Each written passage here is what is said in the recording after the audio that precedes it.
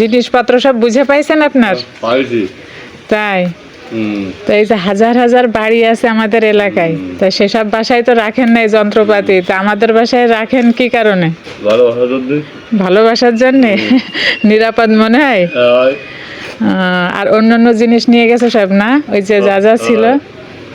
আমার তো ভালো লাগে যে মানুষ একটা বাসায় যখন কোনো জিনিস রাখে, আমি থাকি আতঙ্কে, ঠিক আছে, যে আরও তো অনেক জিনিস ছিল, সেই জিনিসগুলা দেখা যাচ্ছে কেউ নিয়ে যায় কি, এই ভয়ে থাকি আমি। হ্যাঁ, আসলে মানুষ যারে বেশি ভালোবাসে, যারে বেশি বিশ্বাস করে, তার বাসায় মানুষ জিনিসপত্র রাখে নাকি?